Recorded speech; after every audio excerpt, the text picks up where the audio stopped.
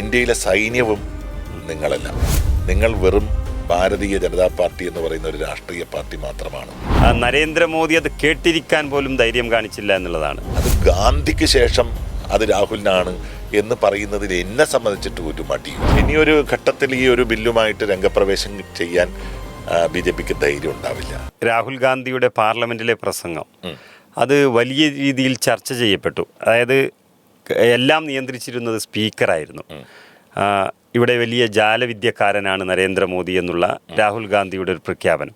അത് പഹൽഗാം ഭീകരാക്രമണം, അതുപോലെ സിന്ദൂർ, ഇങ്ങനെയുള്ള എല്ലാം കാണിച്ചു കൊടുക്കുന്ന ഒരു ജാലവിദ്യക്കാരനെ കുറിച്ചാണ് ഞാൻ പറയുന്നത് എന്ന് പറയുമ്പോൾ അത് പൂർണ്ണമായും രാഹുൽ ഗാന്ധി പറഞ്ഞാൽ നരേന്ദ്രമോദി നാണം കെടും എന്നുള്ളത് ഉറപ്പായിരുന്നു. അതുകൊണ്ട് തന്നെ അതിനെ തടുത്തു നിർത്തിയത് സ്പീക്കറായിരുന്നു. അതുപോലെ തന്നെ നമ്പർ 16 എന്നൊരു വാക്ക് അദ്ദേഹം ഉപയോഗിച്ചു. അതിൻ്റെ അർത്ഥം എപ്സ്റ്റീൻ ഫയലിൻ്റെ കഥയാണ് എന്ന് AICC പിന്നീട് അവരുടെ സോഷ്യൽ മീഡിയയിൽ കുറിക്കുകയും ചെയ്തു. എപ്സ്റ്റീൻ ഫയലൊക്കെ നരേന്ദ്രമോദിയുടെ പേര് വന്നാൽ അവിടേക്ക് തീർന്നു കഥ. അങ്ങനെയൊക്കെയുള്ള പ്രധാനപ്പെട്ട കാര്യങ്ങളൊക്കെ പറയുമ്പോൾ അതിനെ പ്രതിരോധിക്കാൻ കഴിയാതെ നരേന്ദ്രമോദി മാറിയിരിക്കുന്നു.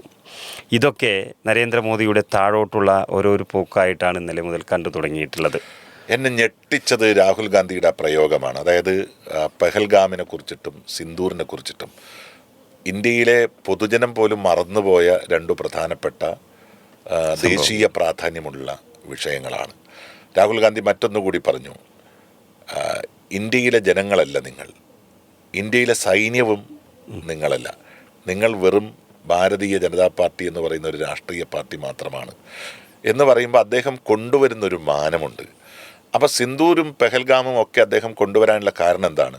BJP വളർന്നു വന്ന വഴി, അതിനവർ ഉപയോഗിച്ച ആയുധം, ആ ആയുധത്തിൽ രണ്ടു പ്രധാനപ്പെട്ട ആയുധം എന്ന് പറയുന്നത് ഒന്ന് ദേശീയതയും ദേശസ്നേഹവും, മറ്റൊന്ന് മതപരമായിട്ടുള്ള അവരുടെ ചിന്താഗതിയാണ്.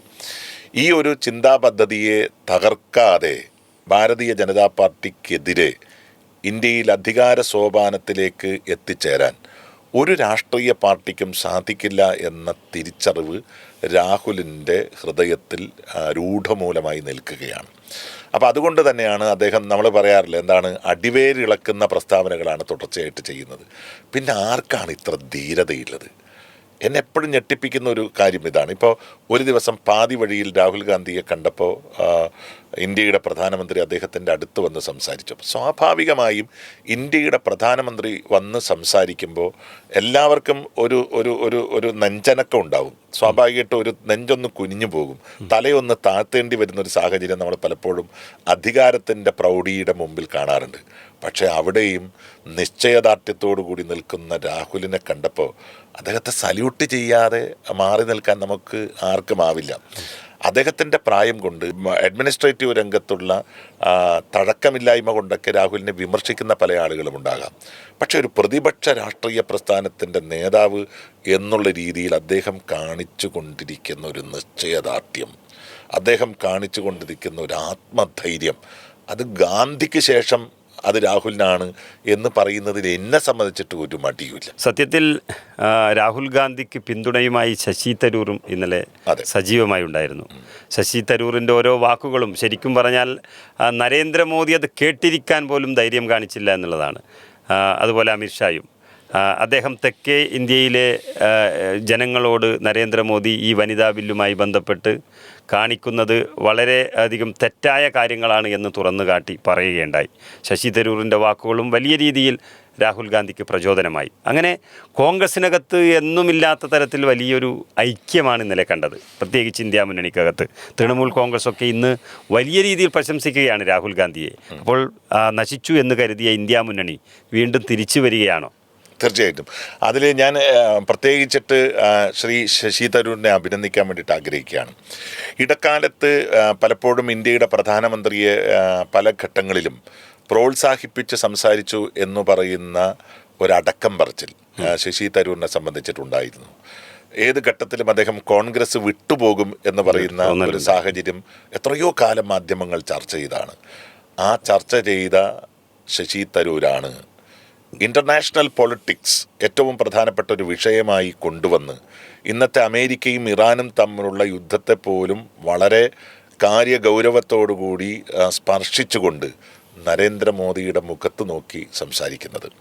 പാകിസ്ഥാനെ പോലുള്ള ഏറ്റവും എന്താ പറയുന്നത് ശക്തി ക്ഷയിച്ചു പോയ ഒരു രാജ്യം അമേരിക്കയും ഇറാനും ഇസ്രയേലും തമ്മിലുള്ള ഒരു യുദ്ധത്തിൻ്റെ മീഡിയേറ്ററായി പ്രവർത്തിക്കുന്നു എന്ന് പറയുന്നത് ഈ മധ്യ പൂർവേഷ്യൻ രാജ്യങ്ങളിൽ ഇന്ത്യക്കുണ്ടാക്കിയിരിക്കുന്ന അപമാനം ചെറുതല്ല. ആ അപമാനത്തിലേക്ക് ഇന്ത്യയെ കൊണ്ടുചെന്നെത്തിച്ചത് പ്രായാധിക്യം ബാധിച്ച നരേന്ദ്രമോദിയോ അതല്ലെങ്കിൽ അമേരിക്കയെ ഭയപ്പെട്ടു പോകുന്ന നിലപാടില്ലാത്ത ഒരു ഭരണകൂടമോ ആണ്. അദ്ദേഹം അമേരിക്കയുടെ പ്രസിഡന്റിനെ വിളിച്ച് സംസാരിക്കുന്നു. എന്നിട്ട് പറയുന്നു, മിസ്റ്റർ ട്രംപ്, ഇപ്പോഴും ഇന്ത്യയിലെ ജനങ്ങൾ അങ്ങയെ സ്നേഹിക്കുന്നു എന്നുള്ളതാണ്. ഇന്ത്യയിലെ ഈ പരസഹസ്രം കോടി ജനങ്ങളിൽ മഹാഭൂരിപക്ഷവും ട്രംപ് എന്ന് പറയുന്ന ഒരു ഭരണാധികാരിയെ വെറുപ്പോടുകൂടി കാണുന്ന ഒരു കാലഘട്ടത്തിലാണ് ഇന്ത്യയുടെ പ്രധാനമന്ത്രിയിൽ നിന്ന് അങ്ങനെയുള്ള ഒരു പ്രസ്താവന വരുന്നത്. ഈ പ്രസ്താവനകളെയെല്ലാം എതിർക്കാൻ ഒരു ഇൻ്റർനാഷണൽ ഡിപ്ലോമാറ്റ് എന്നുള്ള രീതിയിൽ ഇന്ത്യൻ പാർലമെൻറ്റിനകത്ത് ആധികാരികമായി കഴിയുന്ന വ്യക്തിപ്രഭാവത്തിൻ്റെ ഉടമയാണ് ശശി തരൂർ. ആ ശശി തരൂർ ഒറ്റയാനായിപ്പോയി എന്നുള്ളതായിരുന്നു ഇന്ത്യ മുന്നണിയുടെ ഒരു സങ്കടം. പക്ഷേ ഇന്നലെ നമ്മൾ കണ്ടത് രാഹുൽ ഗാന്ധിക്ക് പിന്തുണ നൽകാൻ ഇടതും വലതും നിന്ന് ശ്രീ KC വേണുഗോപാലും ശ്രീ ശശി തരൂറും പടനയിക്കുന്നതാണ് നമ്മൾ കണ്ടത്. ആ പടക്കളത്തിലെ പടച്ചട്ടയണിഞ്ഞ് നിൽക്കുന്ന ഈ ധീര പോരാളികളെ കാണുമ്പോൾ ഉയിരും ഉണ്ട് എന്ന് നമ്മൾ കരുതിയ BJP അടപടലം തകർന്ന് താഴെ വീണുന്ന ഏറ്റവും നിഷ്ഠൂരമായിട്ടുള്ള ഏറ്റവും സങ്കടകരമായിട്ടുള്ള ഒരു കാഴ്ചയാണ് ഇന്ത്യൻ ജനാധിപത്യത്തിൽ നമ്മൾ ഇന്നലെ കണ്ടത്. അതുകൊണ്ട് ആ ബില്ല് പരാജയപ്പെട്ടു എന്നുള്ളതല്ല, ബില്ല് പരാജയപ്പെടും സ്വാഭാവികമായിട്ടും. ഇത്രയധികം 326 അംഗങ്ങളെങ്കിലും വേണം എന്ന് പറയുന്ന സ്ഥലത്ത് അത് കിട്ടാതെ പോകും എന്നുള്ളത് ഉറപ്പായിരുന്നു. 211 ആളുകൾ അല്ലെ ഇന്നലെ ഇതിനെ എതിർത്ത് വോട്ട് രേഖപ്പെടുത്തി, 278 പേർ അനുകൂലിച്ച് വോട്ട് രേഖപ്പെടുത്തി എന്നൊക്കെ പറയുന്ന സ്ഥലത്തേക്ക് അത് എത്തും എന്നുള്ളത് BJPക്കും അറിയാവുന്ന കാര്യമാണ്. തൊട്ടു തലേ ദിവസം 186 പേർ മാത്രമേ ഇതിനെ എതിർത്തിരുന്നുള്ളൂ. അതാണ് കൂടിയത്. അപ്പോൾ സ്വാഭാവികമായും പ്രതിപക്ഷത്തേക്ക് ശക്തി വർദ്ധിക്കുന്നു എന്നുള്ളതിൻ്റെ ഒരു ചൂണ്ടുപലകയായിട്ട് നമുക്കതിനെ കാണാൻ കഴിയും. ആ ചൂണ്ടുപലകയിലേക്ക് നയിച്ചത് ഇതാണ്. നേരത്തെ പവി സൂചിപ്പിച്ചതുപോലെ തൃണമൂൽ കോൺഗ്രസ് പോലെ ഒരു കാലത്ത് രാഹുൽ ഗാന്ധിയെ അംഗീകരിക്കാതെ ഇരുന്നിട്ടും ഇന്ത്യ മുന്നണിയിൽ അംഗമായിരുന്ന ഒരു പാർട്ടി ഇന്നലെ അദ്ദേഹത്തിൻ്റെ നേതൃത്വത്തെ അംഗീകരിക്കുന്നു. അതുപോലെ തന്നെ വളരെ ശക്തമായി രാഹുലിന് പിന്തുണ നൽകാൻ ശശി തരൂരിനെ പോലുള്ള രാഷ്ട്രീയ അധികായന്മാർ രംഗപ്രവേശം ചെയ്യുന്നു. ഇതൊക്കെ കണ്ടത് ഇന്ത്യൻ പാർലമെൻറ്റിൽ എന്താണ് പറയുന്നത്, ഈ മതാന്ധത ബാധിച്ച രാഷ്ട്രീയ പ്രബലതയ്ക്ക് എക്കാലത്തേക്കുമായി തടയിടാൻ പറ്റുന്ന ഒരു മുന്നണി വല്ലാത്ത രീതിയിൽ വളർന്നു വരുന്നു എന്നുള്ളത് നമ്മെ ബോധ്യപ്പെടുത്തുന്നതാണ്. ഇത് ഇന്ത്യൻ ജനാധിപത്യത്തിന് വളരെ ആശ്വാസം നൽകുന്ന ഒരു കാര്യമാണ്. ഇന്ത്യയിലെ ന്യൂനപക്ഷ വിഭാഗങ്ങളെ സംബന്ധിച്ച് ആശ്വാസം നൽകുന്ന കാര്യമാണ്. ഈ ബില്ലിൽ ഏതെങ്കിലും ഒരർത്ഥത്തിൽ പോലും പ്രതീക്ഷയില്ലാതെ നിന്ന ഇന്ത്യയിലെ സ്ത്രീ ജനവിഭാഗത്തിനും വലിയ തോതിലുള്ള പ്രതീക്ഷ നൽകുന്ന ഒന്ന് തന്നെയാണ്. കാരണം സ്ത്രീകളെ സംബന്ധിച്ചിട്ട് അറിയുന്ന ഒരു കാര്യമുണ്ട്. ഇന്ത്യയിലെ ഏറ്റവും വലിയ വിപ്ലവാത്മകമായ പരിവർത്തനമുണ്ടാക്കിയത് ശ്രീ രാജീവ് ഗാന്ധിയാണ്. ആ രാജീവ് ഗാന്ധിയാണ് നമ്മുടെ പഞ്ചായത്ത് രാജ് നഗരപാലിക ബില്ലുകൾ കൊണ്ടുവന്നത്. ആ 2 ബില്ലുകൾ കൊണ്ടുവന്നപ്പോഴും അതിനകത്ത് രാജീവ് ഗാന്ധി അതിൻ്റെ ഒരു ഫൗണ്ടേഷൻ എന്നുള്ള രീതിയിൽ നിലനിർത്തിപ്പോകുന്ന ഏറ്റവും പ്രധാനപ്പെട്ട കാര്യം സ്ത്രീ റിസർവേഷൻ തന്നെയായിരുന്നു. ആ സ്ത്രീ റിസർവേഷൻ നടത്തിയ പാർട്ടിക്ക് ഇനി ഇന്ത്യൻ പാർലമെൻറ്റിലേക്ക് അത് കൊണ്ടുവരുന്നതിന് ഒരു തടസ്സമില്ലല്ലോ.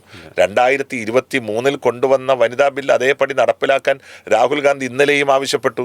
അതാണ് നിങ്ങൾ നടപ്പിലാക്കുന്നത് എങ്കിൽ അതിന് ഈ നിമിഷം പിന്തുണ നൽകാമെന്ന് പറഞ്ഞു. അപ്പോൾ അവരുടെ ലക്ഷ്യം സ്ത്രീകളല്ല.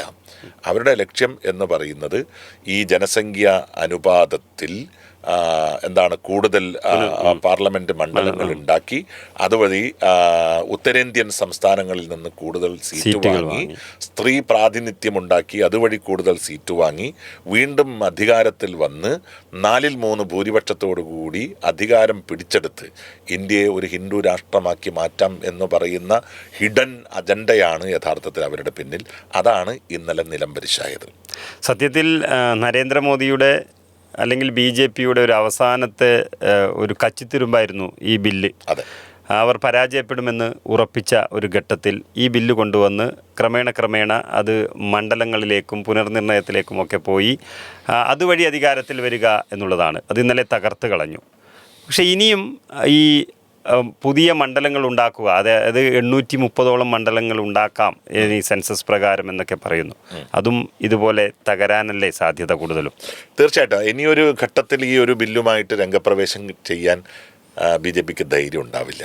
ഇനി ഈ ഒരു കാലഘട്ടത്തിൽ, ഈ ഒരു ഭരണ കാലഘട്ടത്തിൽ അതിനുള്ള സാധ്യത വളരെ വിദൂരമാണ്. അതിനുള്ള സാധ്യത കിട്ടണമെങ്കിൽ ഇപ്പോൾ പ്രതിപക്ഷത്ത് നിൽക്കുന്ന, ഇന്നലെ ഈ കഴിഞ്ഞ ദിവസം 211 പേർ വോട്ട് ചെയ്ത സ്ഥലത്ത് നിന്ന് ബൾക്കായിട്ട് ഒരു വലിയ 1, 2, 3 പാർട്ടികളെ മറുഭാഗത്തേക്ക് കൊണ്ട് ചെന്നെത്തിക്കാൻ അവർക്ക് സാധിക്കണം.